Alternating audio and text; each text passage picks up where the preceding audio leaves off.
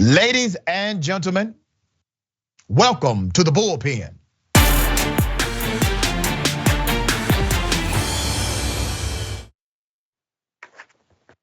He's back in the Bullpen today. We have Mr. Albert Eisenberg, commentator, Young Voices, also a Philadelphia-based messaging strategist and co-founder of the nonprofit media outlet Broad Plus Liberty. All right, good stuff. Very smart fella. Albert, good day. Thank you for being on Indisputable. How are you? Dr. Richey, I'll consider that an endorsement for all my views if you think I'm smart. You are smart. All right, just misguided on politics, but smart. So let's talk about today voting rights, and maybe we get into the filibuster if we have time. I don't want to presume what you know, believe about those items. So if you would, share your sentiment. My sentiment is voting is a sacred institution in the country. Okay. Both political parties should try their darndest to appeal to voters beyond their base, beyond their constituency. I think that Democrats are betting the farm because they couldn't get Build Back Better done. And now, unfortunately for them, they're not gonna be able to get either of these voting bills done. And I think that the people that are most interested in passing these federal elections overhauls are Democratic insiders and special interests.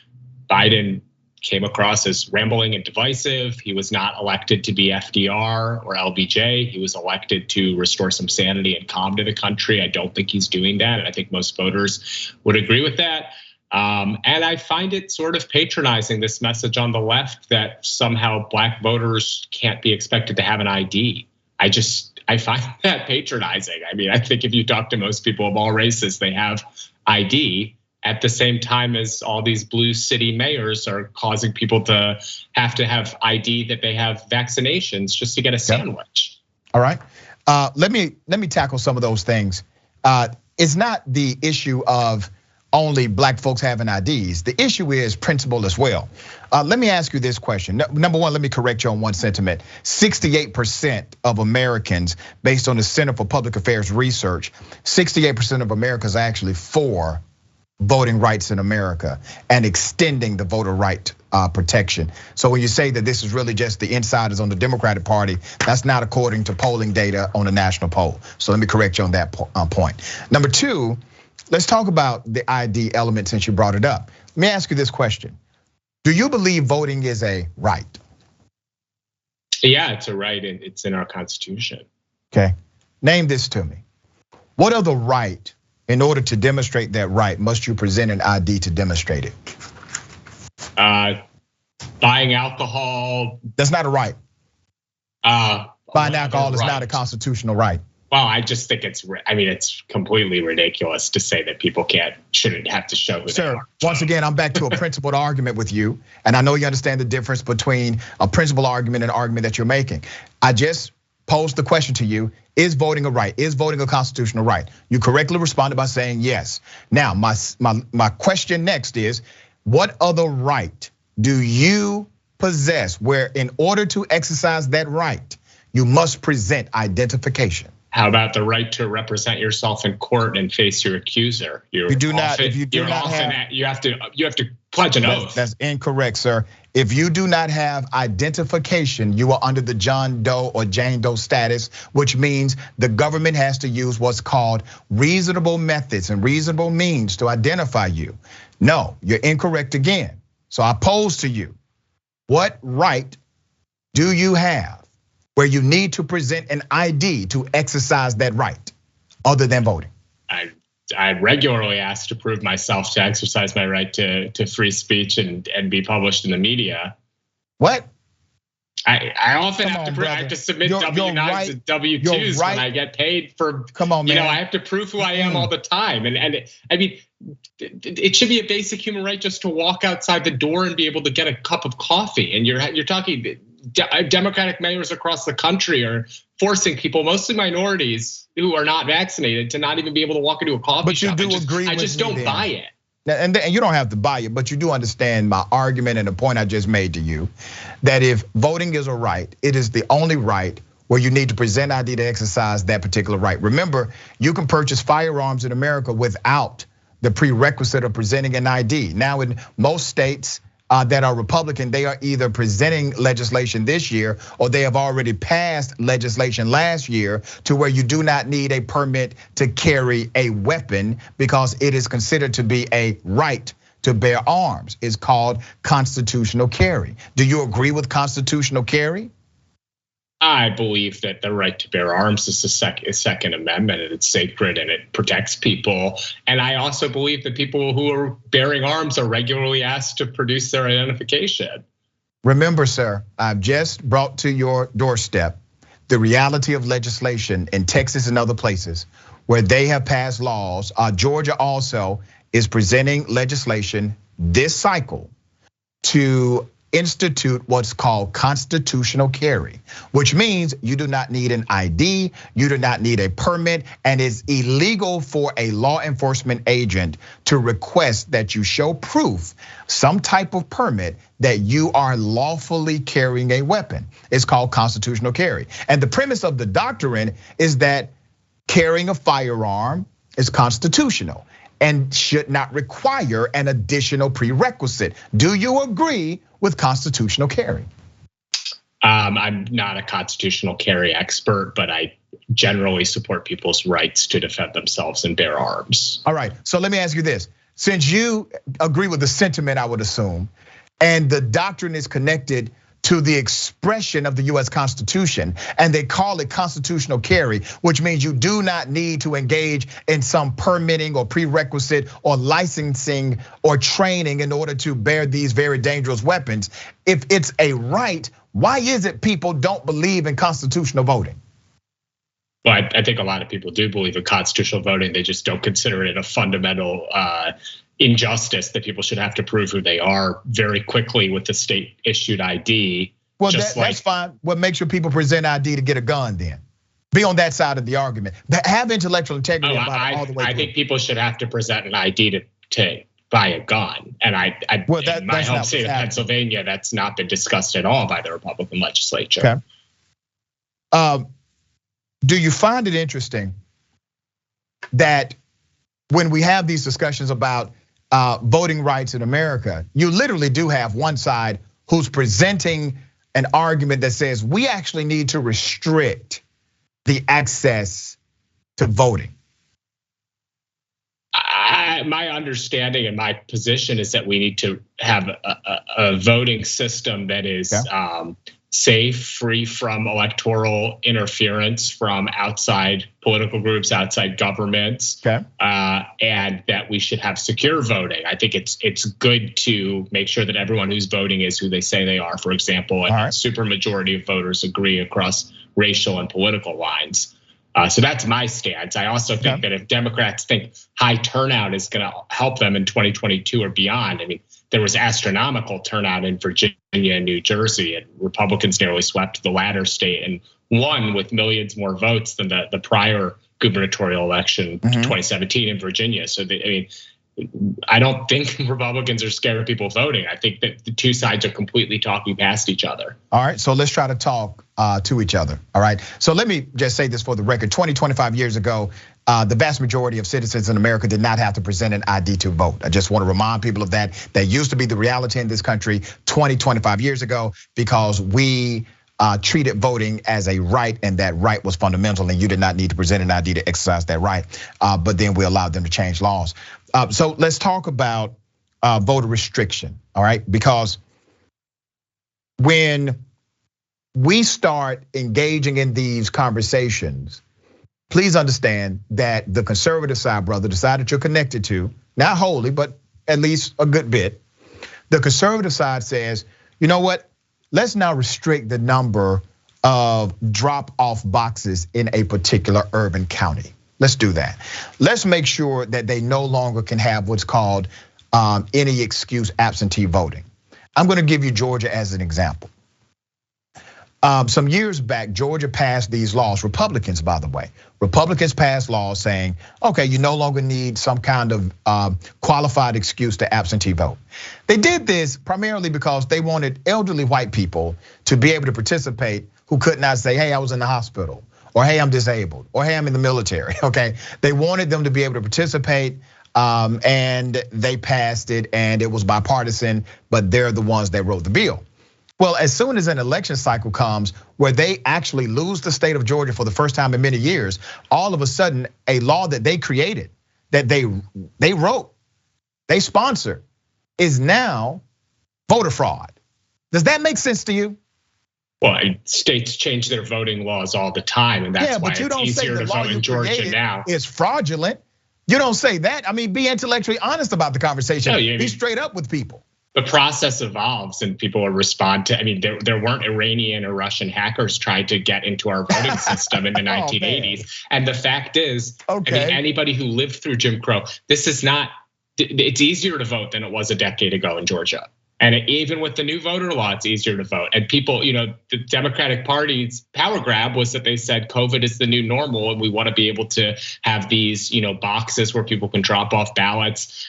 They wanted to be able to count ballots after the election day in my home state, which one of the state superior courts just struck that down. But there's all sorts of shenanigans that go around it. It's not some unique thing that Republicans in Georgia legislature are trying to get some sort of advantage. I mean, Democrats do that all the time. That's an equal opportunity thing. Just look at how they're carving up the lines in various states. We talked about that last time I was on. Right. But yeah, we did talk about that last time. It is easier to vote now in America than it was 10 years ago. And it's just, we're not living through Jim Crow. And when Democrats use that sort of rhetoric, you have to question why they're trying to instill such fear and confusion in people. Okay, let me respond to that. It's easier to vote today than it was, let's say in the early 1800s.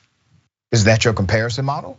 It's easier to vote today than, let's say, in 1964 or 1963. Is that your comparison model? We're arguing a contrast argument, and that's unfortunate because that's when you start framing the debate. I'm trying to get outside of that framework, and let's talk about what's fair, okay? What's open, what's decent for us in the United States of America. Senate Bill 202, because you brought up the Georgia voter restriction bill, which Republicans have branded it a voter access bill. In that Senate bill, let me show you how it connects to Jim Crowism, okay? Jim Crow, do you know what Jim Crow is? What was it and how it expressed itself during the 60s? Do you know? I would say Jim Crow is the, post Civil War de facto and legal segregation of Black and white people in the South through the 1960s. Let me show you how Jim Crow showed up in the voting booth, okay? So Black people were legally given the right to vote, technically, right? So they would go vote, they would walk up, they would say, hey, I want to cast my vote, or I want to register to vote. And then the election supervisor or whoever's at their desk would say, okay, Negro, tell us how many jelly beans in this jelly bean jar. Or they would have a ridiculous math equation or something else as a prerequisite to them voting, right? The reason why they did it that way is so that the federal government could not come back and say, that's racist. That's the reason they did it that way, brother. I need you to understand the connection. So when we talk about Jim Crow laws, we're not saying that legislation is saying Black people cannot do this, Black people cannot do that. Even the more crafty local jurisdictions of the 60s and 70s would not do that. They would have these other prerequisites so they can say on record, no, we do this with everyone, and it's not because they're Black, they just didn't know how many jelly beans were in a jelly bean jar, and they are not a good candidate to participate in the election. So let me bring you to Georgia. Georgia passed a slew of new regulations. One creates a new criminal law under Senate Bill 202. If you give someone food or water who's standing in line at a precinct, not trying to promote a candidate that's already illegal, that's already against the law, that's electioneering, that's already illegal. But if you simply give someone food or water who's standing in a long line, that is now a misdemeanor and punishable by 1 year in prison. Multiple solicitors, those are your misdemeanor prosecutors, have refused to prosecute those crimes throughout the state. Now, here's the Jim Crow part, brother. 94% of historical long lines in Georgia are where? Black precincts, where the majority of the population are African American. And the reason why they created that law is because during the last election cycle, they ran commercials, churches, nonprofits, not partisan groups, ran commercials and said, if you come out and vote, if you weather these long lines, we will make sure that you have some comforts. You will have a chair to sit in if you're elderly. You'll have some water, and we'll make sure you have food. You're gonna stay hydrated, and we're gonna have snacks available for you. And we're gonna make sure that we make this process easy as can be, but we need you to vote. We need you to stand in those lines. So the state of Georgia decided to pass a law to make that illegal. That's Jim Crowism. Do you not agree? Well, I think you listed off a number of unconstitutional things that used to happen at the polls, first for freed slave men and then for women once women were given the emancipation of their vote as well. And I think we should all celebrate that those are no longer allowed. So do you agree that this Jim Crow 2.0 rhetoric, this is nothing in comparison to what all of the litany of historical issues on, man. That's like you telling me. That's like you telling me to sing the praises of the criminal justice system that still prosecutes black males at a rate of 22% more harsher than their white male counterparts for the exact same crime, because no longer black men being lynched by the government. No, I'm not going to celebrate or praise that, brother. I'm going to call it for what it is. It's still wrong. I'm not going to make some kind of comparison to, well, at least they're not being lynched. Come on, man. That's a bit of an exaggeration of what I'm asking. I'm saying we can agree that we are no longer doing literacy tests at the polls, and that's a good thing. I do not think not being able to hand out, soda or sandwiches to voters is oppression. I just don't think. I think most people agree with me, and that the polling bears. No, well, actually, Lindsey Graham disagrees with you. Lindsey Graham went on Fox News and said that part of Senate Bill 202 is ridiculous to him. He said, I don't know why the governor signed that part of the legislation, but it's in there. I just explained to you how it impacts, how it's oppressive. I mean, would you argue back in the 60s? Hey, black people, all you gotta do is learn how many jelly beans in the jelly bean jar, or all you gotta do is just learn how to read the quotation they give you, or you need to learn how to do the math equation and you can vote. What's the problem? What, you have been that guy in the 1960s? Because you're that guy today, brother. That's the guy you are today. I think that's a patronizing comparison, and I think people understand. You like comparisons, brother. You're making a lot of them. Well, I mean, there's one thing to say that it's easier to vote, which we agreed on, than it was 10 years ago. And it's another thing to say that because people used to defend literacy tests at the polls, then me being opposed to this or that, or saying that people can bring their own water or their ID, and it's not some form of oppression. You think it should be a criminal offense? You think it should be a criminal offense? I didn't write the Georgia law. I haven't thought too hard about that specific statute. Well, I'm asking you, man. We debate opinions and we present facts to back them up. What's your opinion? Do you think it's right to have a law that says it's criminal to give someone water in a line? I think people can be expected to bring their own water, snacks, and whatever else they'll need in order to exercise their sacred right to vote. It doesn't strike me as that offensive. All right, so you're okay with it being a criminal statute now to do that? There's a lot of statutes on the book in the country. I mean, yeah, sure. It doesn't strike me as offensive. All right, let me highlight something else that you said that I want to make sure I clear up on this show. Every year, I have a group of people that call my radio show. And it's an elderly woman. She doesn't have an ID. She doesn't have a birth certificate, okay? She needs to get ID in order to vote. And we go through a process. There are individuals who are released from prison, have no probation in Georgia. Once you release and finish your probated sentence, you can vote. They have problems getting their ID. It's more than just going down and paying for an identification, which becomes a de facto poll tax because you do have to pay for these forms of ID. And you have to go through the prerequisite of paying for the other forms of ID to present for that ID. What I'm telling you is there is a segment of society that has major impact from the ID law. But because many organizations are aware of this, we work to try to mitigate whatever issue can arise from it. But based on principle, if you believe voting fundamentally is a right, you have to agree that getting a prerequisite to exercise that right is not proper. Yeah, I understand the intellectual point you're making, the principle you're advocating for. I think, I mean, most Americans across racial and political lines are with me that it is not, a fundamental offense to have to show who you are to get an ID. And there are many, many resources people can and should have in order to get their government ID. All right, and we got like 1 minute before the next show. Quickly, for getting rid of the filibuster or against it? Oh, it'll bite Democrats in the butt if they do it. I see no, I mean, it's just a power grab, and they don't have the votes even on their own caucus. Yeah, I agree. They still need 51 to override it. It does need to go. It is rooted, the use of it is rooted in racism. And the vast majority of Americans actually agree that it needs to be amended or flat out dismissed. All right, thank you, man. I appreciate you being on the show. Thanks, Dr. Richey.